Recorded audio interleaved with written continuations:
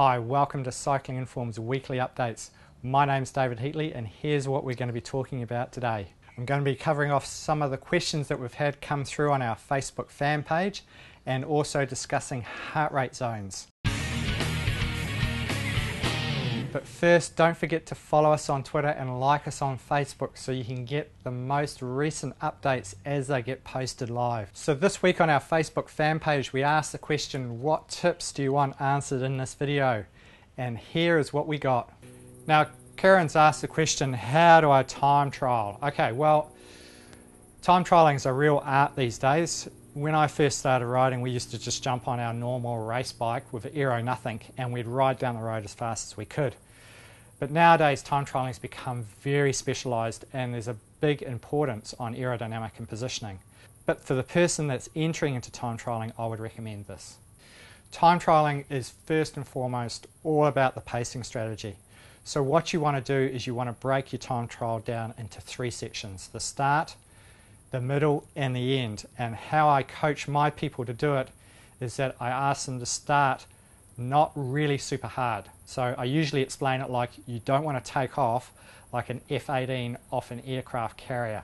So you want to not do that and just take off nice and gradually and build up. Now, I'm not saying that you take off super slow, I'm just saying that you don't take off super fast.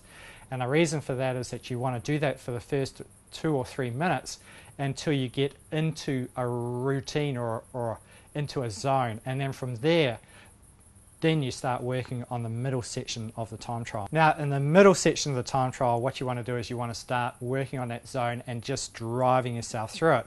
And the idea is to work as close as possible to your threshold heart rate or your threshold power for that particular duration of the event. Now that's going to vary depending on the duration of the event. So obviously for shorter events, those figures are going to be higher than for longer events. Now Adam's asked the question, how do you avoid lactate buildup on the climbs or hill climbs? Now that's a really good question, and generally all it is to do with is form and fitness.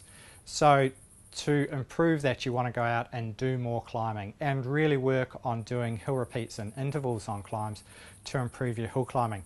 Hill climbing is a little bit different to riding in a bunch along a flat road, in that the torque that you're applying to the pedals is usually lower, and that's where a lot of people fall down, is that they go out and they do a lot of training on flat roads, and then when they get to hills, because their legs are not used to the torque, that they run into problems. So what I recommend you do is get out there and start climbing some fantastic hills and use them to build up your fitness. Alright, so heart rate zones. Look, this is one of my favourite subjects, along with power zones. Now I've been using heart rate monitors for years and I've got my own way of working with it. Now I actually use the Cycling Australia heart rate zone calculator. So it kind of goes a little bit like this. The recovery zone is anything from your resting heart rate to 64% of your max heart rate.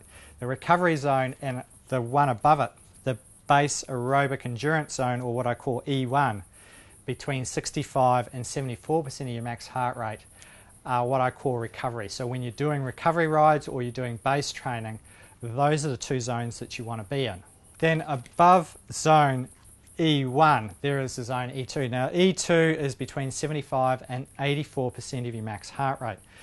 Now this is an interesting zone in that you're actually riding hard in this zone, but you're not riding really hard. And it's a zone, well, you may do a lot of riding in. I don't recommend that you do a lot of serious training in. It's kind of like the no man's land heart rate zone of heart rate training. Now the reason for that is that you're not actually really working really hard, you're just working hard. So all it's really going to do when you're working in that heart rate zone is tire yourself out, make yourself tired for tomorrow. In the higher zones, E3 and VO2 max, and I'll come to those very soon, those are the zones where you get really good adaptation and you get really good bang for buck. But in E2, you're just riding hard and not getting good bang for buck. So when you're out training with E2, it's not an efficient training zone. Now that's not to say that you don't ride in E2. I'm not saying that, because for some of your rides you will be riding in E2. What I'm saying is that if you really want to get serious, you want to focus some of your effort or a lot of your effort either riding in recovery or the higher zones E3 and VO2 max. Now with E3 and VO2 max, those are the higher heart rate zones, and in between those zones, in between E3 and VO2 max is usually your lactate threshold, alright? So E3 starts from 82 and it goes to 91% of your max heart rate. And VO2 max goes from 92 to 100% of your max heart rate. Now I'll be discussing how you work out your max heart rate next week. But E3 is an interesting zone, and it's a great zone for doing hill climbing in. Especially long hill climbs, and really any interval effort over 10 minutes you generally would do in E3. Now some people are able to do that in VO2 max, and that's fantastic. For most people that I coach, I recommend that they do intervals longer than 10 minutes in E3. Now E3 is a really fantastic zone because you get really good bang for buck and you get good adaptation. Now the next one above that, VO2 max, is usually above your threshold. So that means that generally you can only do it for 5 minutes or less. So when you're riding at really super high intensities, then VO2 max for those shorter intervals is the heart rate zone that you want to be in. Now I could go on and talk about heart rate zones forever, and everybody's got their own theory around how they should run out. Now what I've found is that I have a very simple heart rate zone formula that I use.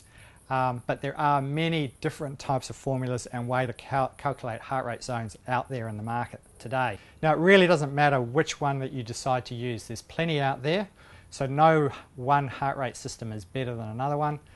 The most important thing about using heart rate zones is just to stick with one particular system and use that all the time. Now next week I'm going to be answering more Facebook questions. So if you are on Facebook, wait for me to ask that question. What questions would you like answered in our video? And if you could respond to that, that'd be fantastic, and I'll answer your question.